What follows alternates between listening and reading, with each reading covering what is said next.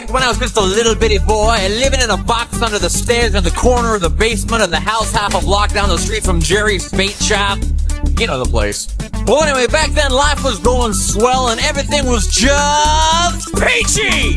Except, of course, for the undeniable fact that every single morning, my mother would make me a big old bowl of sauerkraut for breakfast. And it was driving me crazy. I said to my mom, I said, "Hey, Mom, what's up with all the sauerkraut?" And my dear sweet mother, she just looked at me like a cow looks at an oncoming train. And she leaned right down next to me. And she said, "It's good for you!" And then she tied me to the wall and stuck a funnel in my mouth and force-fed me nothing but sauerkraut until I was 26 and a half years old. That's when I swore that someday I would get out of that basement and travel to a magical, faraway place where the sun is always shining and the air smells like warm root beer and the towels are oh so fluffy. Where the Shriners and the lepers play their ukuleles all day long and anyone on the street will gladly shave your back for a nickel. Oh yeah, well let me tell you people, it wasn't long at all before my dream came true. Because the very next day, a local radio station had this contest to see who could correctly guess the number of molecules in Leonard Nimoy's butt. I was off by 3, but I still won the grand prize. That's right, a first-class one-way ticket to Albuquerque. You know, I'd never been on a real airplane before, and I gotta tell you, it was really great.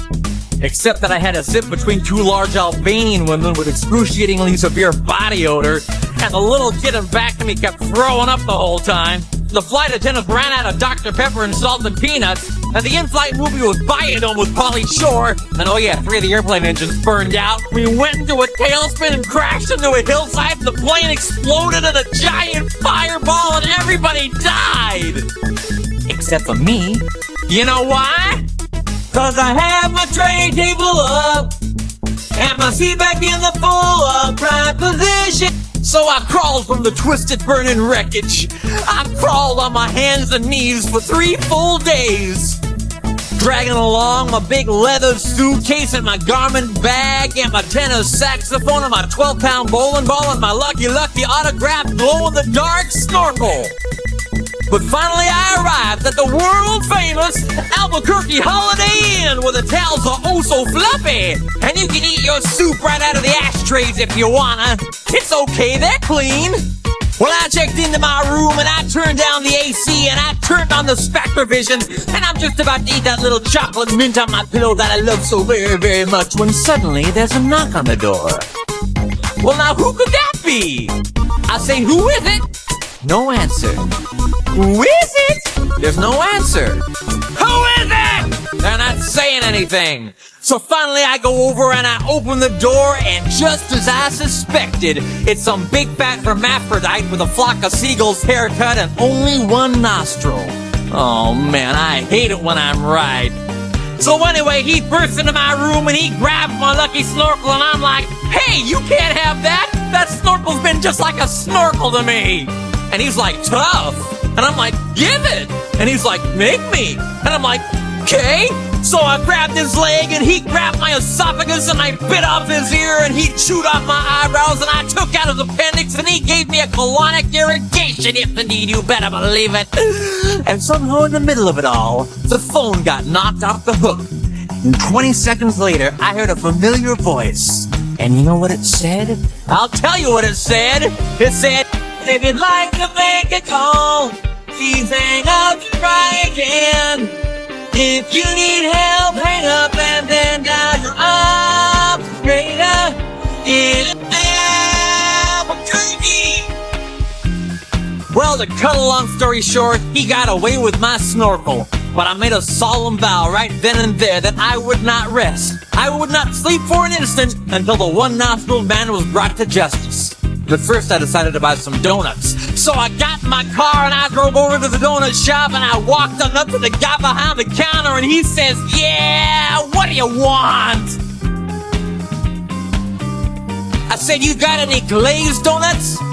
He said, "No, we're out of glazed donuts." I said, "Well, you got any jelly donuts?" He said, "No, we're out of jelly donuts." I said, "You got any Bavarian cream-filled donuts?" He said, "No, we're out of Bavarian cream-filled donuts." I said, you got any cinnamon rolls? He said, no, we're out of cinnamon rolls. I said, you got any apple fritters? He said, no, we're out of apple fritters. I said, you got any bear claws? He said, wait a minute, I'll go check. No, we're out of bear claws. I said, well, in that case, what do you have? He says, all I got right now is this box of 12 starving, crazed weasels. I said, okay, I'll take that. So he hands me the box and I open up the lid and the weasels jump out. They immediately latch onto my face and start biting me all over. Oh man, they were just going nuts. They were tearing me apart. You know, I think it was just about that time that a little ditty started going through my head. I believe it went a little something like this. Oh, get off me! Get off me! Oh, get off! Get off! Oh, get off! Oh, get off me!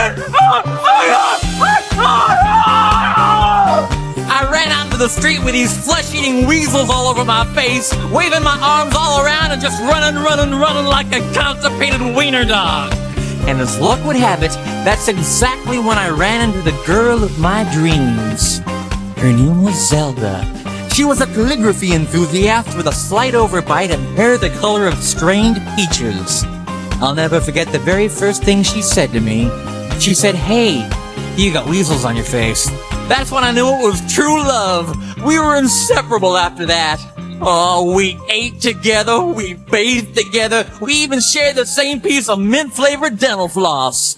The world was our burrito. So we got married and we bought us a house and had 2 beautiful children, Nathaniel and Superfly. Oh, we were so very, very, very happy. Oh, yeah. But then one fateful night, Zelda said to me, she said, Sweetie Pumpkin, do you want to join the Columbia Record Club? I said, whoa! Hold on now, baby! I'm just not ready for that kind of a commitment! So we broke up and I never saw her again, but that's just the way things go! In Albuquerque! Anyway, things really started looking up for me because about a week later, I finally achieved my lifelong dream. That's right, I got me a part-time job at the Sizzler. I even made Employee of the Month after I put out that grease fire with my face. Oh yeah, everybody was pretty jealous of me after that. I was getting a lot of attitude. Okay, like one time, I was out in the parking lot trying to remove my excess earwax with a golf pencil, when I see this guy Marty trying to carry a big old sofa up the stairs all by himself. So I say to him, I say, hey, you want me to help you with that? And Marty, he just rolls his eyes and goes, no, I want you to cut off my arms and legs with a chainsaw. So I did. And then he gets all indignant on me. He's like, hey man, I was just being sarcastic. Well, that's just great. How was I supposed to know that? I'm not a mind reader for crying out loud. Besides, now he's got a really cute nickname, Torso Boy. So what's he complaining about?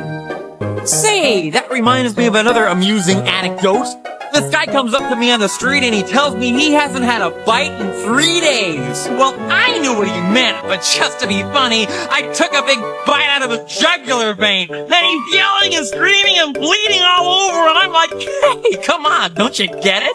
But he just keeps rolling around on the sidewalk, bleeding and screaming, ah! Ah! Ah! You know, completely missing the irony of the whole situation. Man, some people just can't take a joke, you know? Anyway, where was I? Kind of lost my train of thought. Okay, anyway, I know it's kind of a roundabout way of saying it, but I guess the whole point I'm trying to make here is, I hate sauerkraut! That's all I'm really trying to say. And by the way, if one day you happen to wake up and find yourself in an existential quandary, full of loathing and self-doubt and racked with the pain and isolation of your pitiful, meaningless existence, at least you can take a small bit of comfort in knowing that somewhere out there in this crazy old mixed-up universe of ours, there's still a little place called Albuquerque!